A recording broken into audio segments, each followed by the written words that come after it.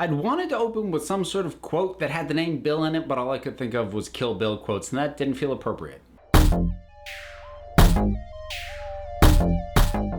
Okay, so I kind of wanted to do this video a week ago, except that I had only just put out my sort of overview of my thoughts on politics and Doctor Who at that point, and I wanted to get a fun Doctor Who video in between then and not just jump right back into this. But going by the title, you can probably guess I'm going to be dealing in that same sort of area, talking about similar things, though I'm going to narrow the focus a bit more than last time. As I had kind of anticipated, there were a fair number of comments on my last video about politics and Doctor Who that went something to the effect of, okay, I accept that political messaging has always been a part of Doctor Who, but more recent seasons, more recent series of the show have been doing it more frequently and with less subtlety than they used to. And a high percentage of the people expressing that sentiment would very swiftly point to the character of Bill from Series 10 as their prime example of this. Because within a certain segment of Doctor Who fandom, there is a perception that Bill exists to push a specific politically minded agenda in regards to both her race and especially her sexuality. And it's that second one that I'm going to address more specifically here. Now, before I get into it, I do want to sort of lay out that my intention here is pretty much the same as it was last time I talked about politics and Doctor Who, which is I want to address a fallacy that I keep seeing coming up in arguments over and over and over again.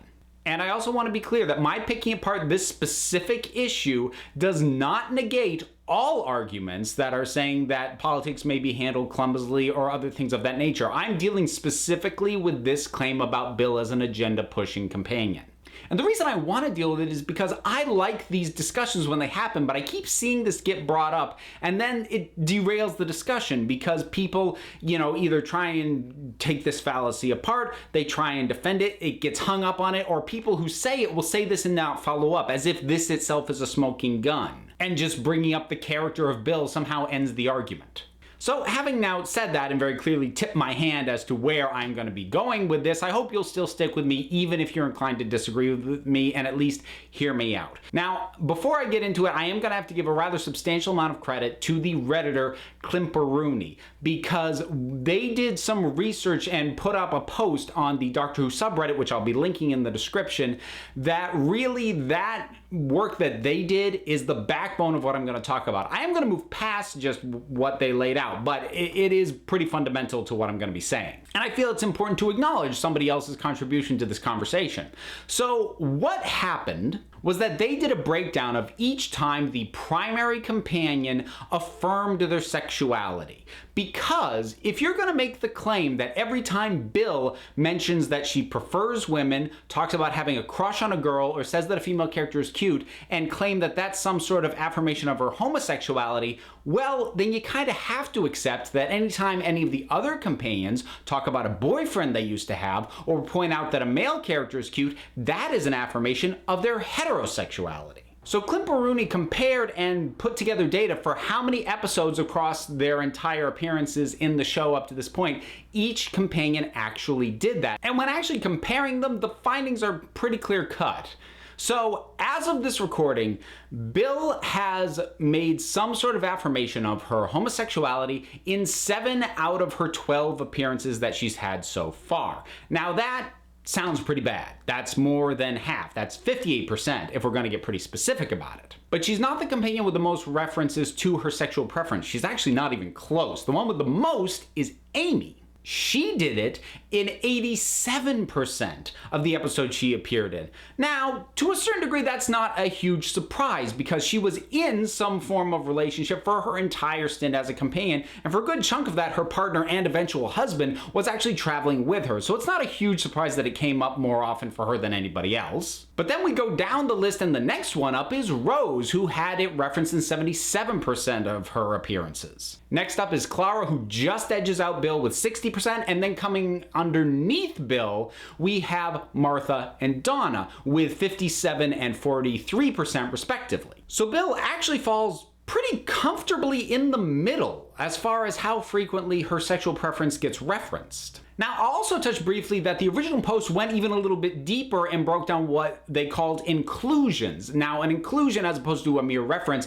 an inclusion is any time that they are seen with or directly communicating with a clear-cut or very clear prospective love interest for them. And I'm not going to do the whole breakdown like I just did, but know that Bill falls in the same place. She had fewer inclusions than Amy, Rose, or Clara, but more than Martha or Donna. Again, right in the middle. So if Bill isn't actually bringing up her sexual preferences more often than other companions are, why does it feel like she does? Because I want to be very clear, I don't think that people who are making the claim that, oh, she keeps bringing it up all the time, I don't think they're trying to be deceptive about it. I think for them, they do honestly feel that, and this feeling is true. And I'm not going to sit here and just berate them and go, your feeling is backed up by data, therefore you have no right to feel that. No, I would rather just explore and look at why would that feeling be the case if the numbers don't back it up? And what that has to do with is normalization. Because to be blunt about it, most of us don't notice references that people make to heterosexual relationships because it happens so often, not only in entertainment, but in our everyday lives. It's totally normal, and it doesn't ping your radar. You don't take notice of each individual time it happens. However, for the vast majority of people, references to homosexuality are exceptions. They are deviations from what they're used to, so you notice each time it happens. And when something that strikes us as uncommon or out of place happens more than a few times, it creates a disproportionate sense of happening all the time, even though that is not actually the truth. It's just that our sort of radar is getting pinged more often than we're used to on this thing. So to sort of illustrate that a little bit, I'm going to pull one of my favorite quotes from Red Dwarf. And it's a scene where the character of Rimmer has just heard the captain's remarks on his file. And the captain made reference to the fact that the character has constantly failed the engineering exam. And what Rimmer says is, one would hardly call 11 times constantly. I mean, if someone ate roast beef 11 times in their life, you would hardly say that person constantly ate roast beef.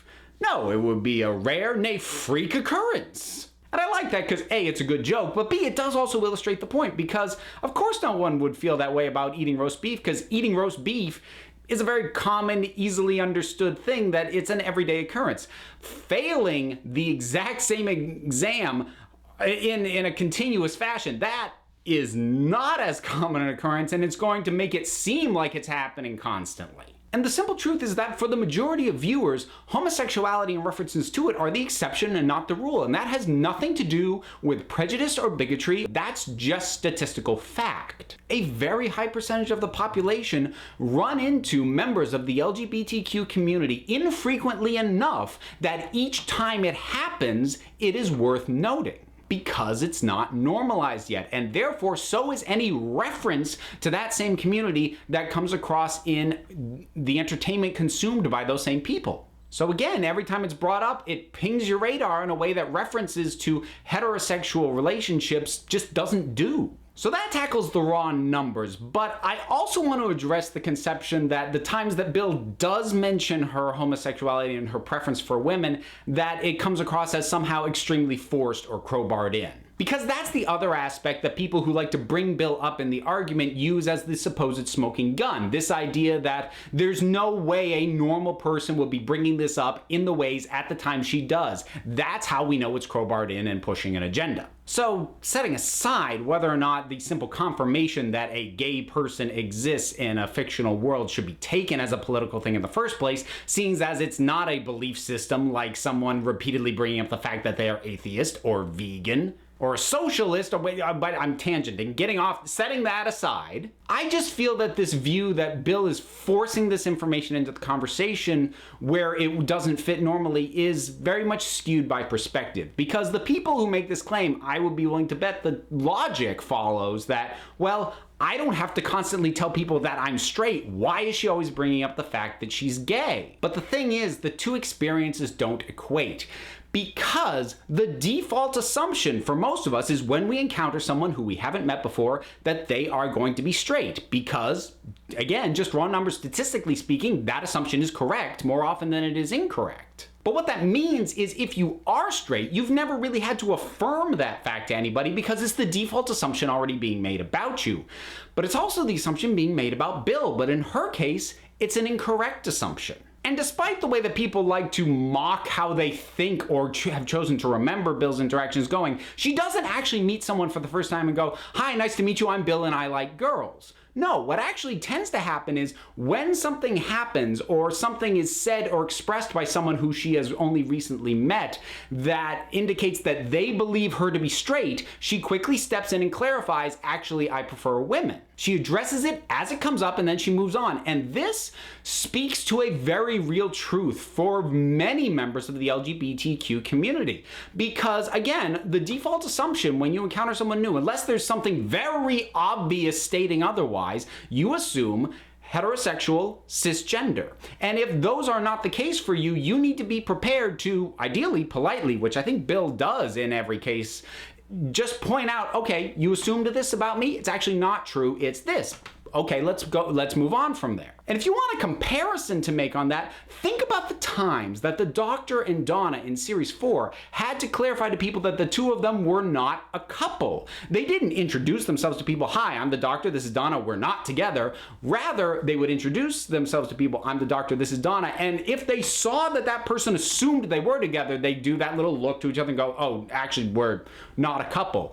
It's the same principle. They address it as it comes up. And while this may seem unnatural to someone who does not on a regular basis have to affirm what their sexual preferences are because they match the default, just imagine any false assumption that someone could be making about you on a regular basis. When it becomes clear that they've made that false assumption, you address it then.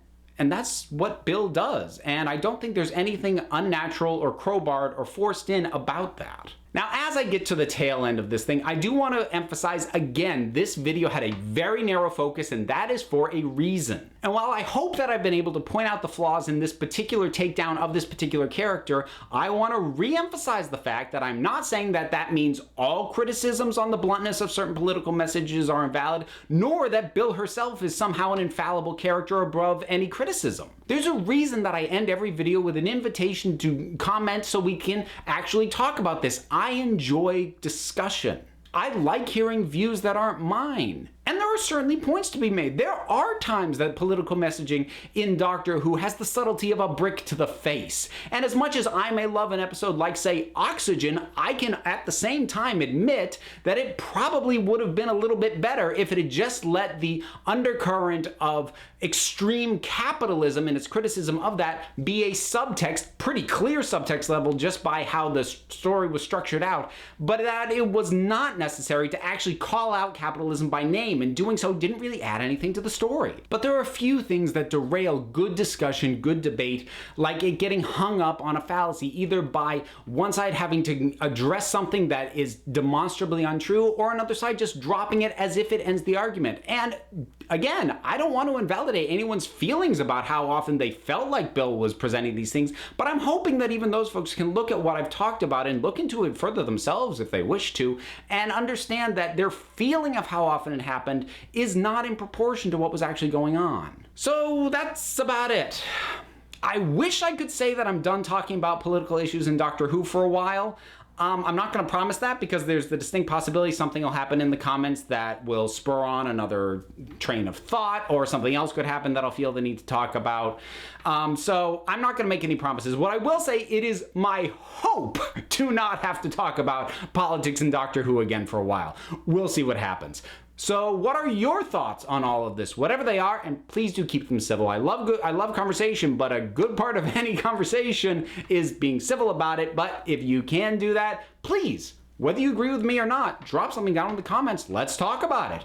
Don't forget to like, subscribe, check me out on Twitter at Council of Geeks. Give a listen to the Council of Geeks podcast feed, available on iTunes and Stitcher. I'm also one half of the Punch Like a Girl podcast, which will be on the Fire and Water Network starting in October. Give those a listen, and until next time, this council is adjourned.